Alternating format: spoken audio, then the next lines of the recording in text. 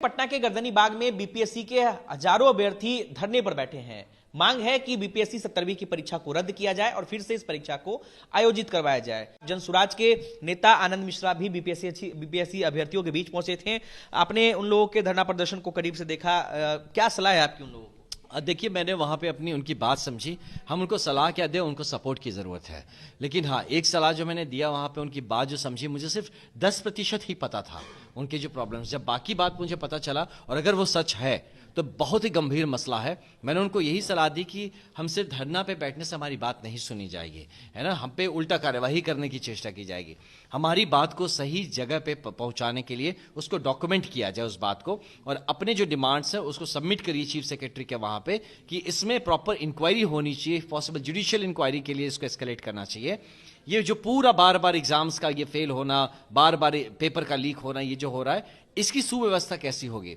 इसके लिए आप प्रॉपर हो सके तो नया कानून बनाइए, रिस्पॉन्सिबिलिटी फिक्स करिए एसपी और डीएम के ऊपर, हर एक के ऊपर, कि किसी के क्षेत्र में अगर ये होता है तो उनको पर्सनल रिस्पॉन्सिबिलिटी लेनी पड़ेगी। और इस तरह से जब हम अपनी बात को वहां रखते हैं तभी जाके या तो ये जो बीपीएससी हो चाहे सरकार हो इस बात को सीरियसली लेगी और हमें एक सोल्यूशन देगी। नहीं तो हम लोग हर बार अपनी बात को लेकर सड़कों पे उतरते रहेंगे, अपनी बात को रखते रहेंगे, लोग आके हमारी बातों पे पॉलिटिक्स करके चले जाएंगे, लेकिन हमारा कभी भी ये समाधान नहीं होगा। आप सोचिए, आज जो पार्टीज हैं, है ना, जो आज विपक्ष में हो कल पक्ष में था, लेकिन उसने भी उस बात को नहीं उठाई। जो आज पक्ष में है कल विपक्ष में था, उसने भी इनकी बात नहीं उठाई। ये जब जो रहता है सरकार में तब क्यों नहीं काम करता इन युवाओं के लिए और बच्चों के लिए? हमारा कल जाने का कारण यही था कि कल, अब क्योंकि मुझे खुद युवा का प्रदेश अध्यक्ष बनाया गया, तो एक मेरी मौलिक जिम्मेदारी बनती है कि हमारे बिहार के युवाओं के लिए, वो चाहे कहीं हो, कोई विचारधारा रखते हो, मैं उनके साथ खड़ा होना चाहता हूं as a mentor, as a elder brother. मैं उनका बड़ा भाई होकर खड़ा होना चाहता हूं, इसलिए वहां पे पहुंचा, इस बात को समझाया, किसी मीडिया को नहीं बुलाया। मैं जानबूझ के ये किया कि मैं उनसे सच में बात करना चाहता था और उनके मुद्दों को समझ के उनका हल कैसे निकले इस पर उनको सलाह देना चाहता था, जो कल करके आया हूं।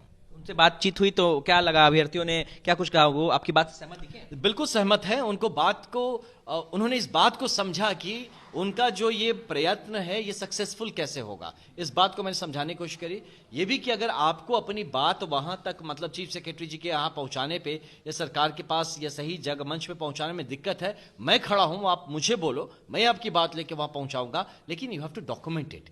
इस बात को सिर्फ बोलने से या मीडिया में बोलने से वो उसका कॉग्निजेंस नहीं लेंगे। तो इसीलिए उनको वो बात समझाया है। मुझे यकीन है या तो वो खुद उसको बात को पहुंचाएं, वहां लेना जाना चाहें, या अगर वो चाहें कि मैं लेके जाऊं तो मैं अपनी तरह से पूरी तरह से उनके साथ लास्ट तक खड़ा हूं। जरूरत होने से कोर्ट पे जाए तो हमारी पूरी जन स्वराज पार्टी की हमारी लीगल टीम खड़ी रहेगी हमारे बच्चों के साथ, और इसका एक पॉजिटिव बच्चों के हित में निष्कर्ष निकले, यही हमारा प्रयास है।